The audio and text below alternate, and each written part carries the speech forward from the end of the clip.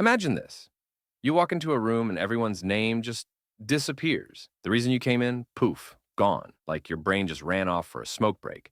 And don't even get me started on exams, presentations, or that one time you tried to memorize a grocery list without writing it down and ended up coming home with olives, a candle, and motor oil. You didn't need motor oil, but your brain was like, yeah, this looks important. We've all been there. Memory isn't just about remembering stuff.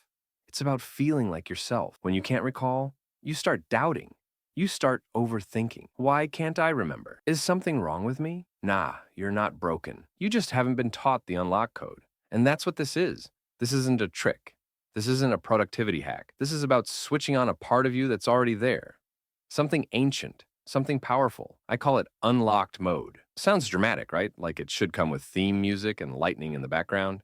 But listen, once you understand this, it will feel like a superpower. And no, you don't need a genius level IQ or a photographic memory or some shady supplement that smells like regret and celery. You just need to see memory differently. See, we treat memory like a filing cabinet. Stuff goes in, stuff comes out.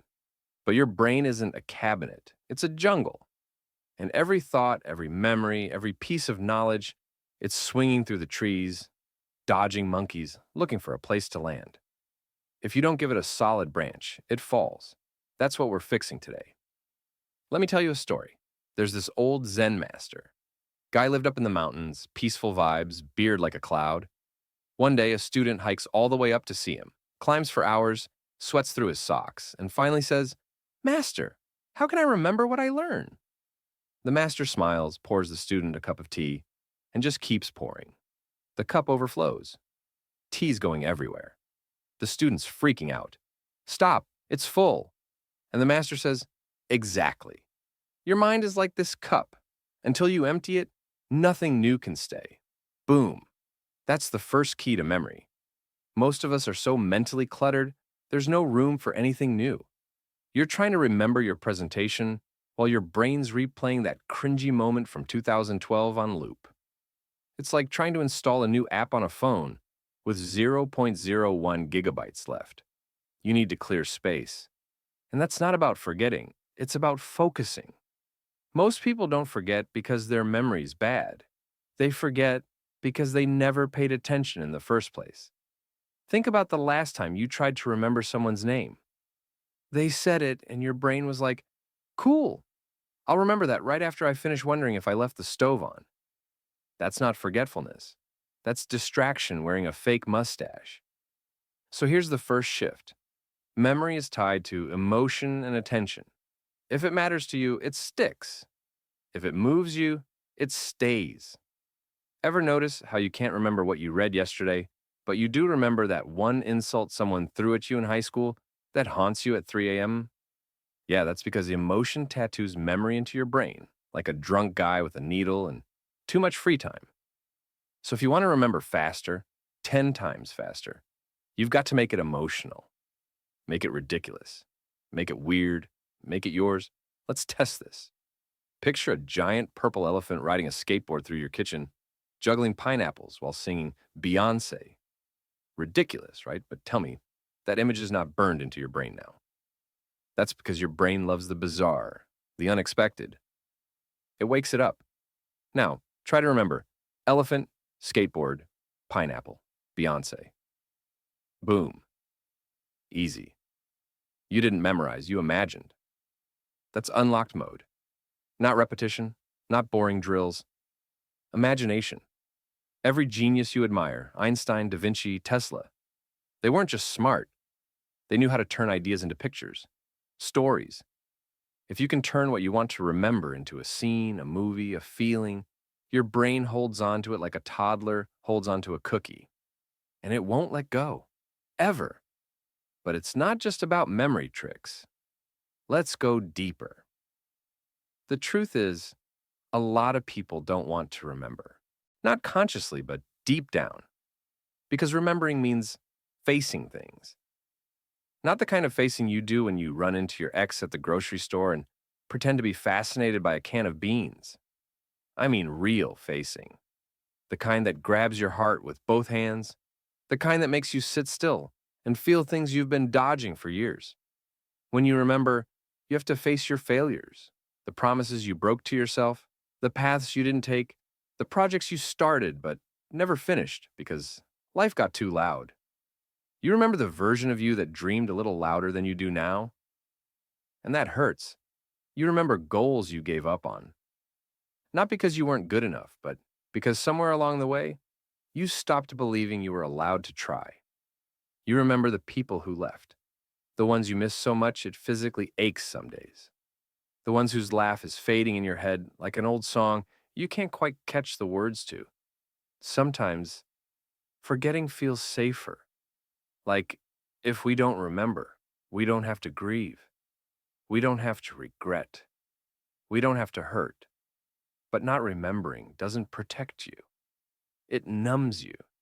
It robs you of the beauty, too, the joy, the victories, the silly things that once made you laugh so hard your stomach hurt. You can't selectively forget. You lose the whole color spectrum. You end up living in gray. There was this kid I met once. Bright eyes, big heart. You know the kind of kid who says, "Thank you" to the bus driver and means it? That was him.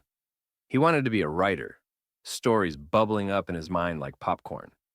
But he kept saying, "I'm bad at remembering. I forget words. I forget ideas." And there was this sadness behind it. Like every time he forgot, a piece of him went missing too. So I asked him, if you could remember just one thing forever, what would it be? He didn't answer right away. He just looked down at his shoes, bit his lip, and said, "My mom's laugh. She passed last year. I don't want to lose that." And man, it hit different. Because that's memory, not flashcards, not trivia. Her laugh, that warmth, that sound that used to fill the room like sunlight. That memory was love. It wasn't just data in his brain. It was a connection, a living, breathing thread tying him to her. And I realized in that moment, memory isn't about intelligence. It's about presence. It's how we hold on, how we stay human in a world that moves too fast and forgets too easily. So yeah, you want to unlock your memory? Don't just use your head, use your heart. Seriously. Memory sticks when it means something. You ever wonder why you can remember the lyrics to a song you haven't heard in 10 years, but not what your math teacher said last week? That's because you felt something when you sang that song. Maybe you were falling in love or falling apart, but it mattered, so it stayed. That's your brain saying, "Oh, this one? We're keeping this." Don't just study dates. Remember what those moments meant. Don't just memorize quotes. Feel the truth behind the words. When you let memory live in your chest, not just your mind, everything changes. You stop trying to remember, and you start experiencing again. The colors get brighter, the stories get louder. It's like life switches from black and white to high def. You remember how alive you are. And suddenly, remembering doesn't feel like a chore. It feels like coming home. And here's a little brain hack while we're at it.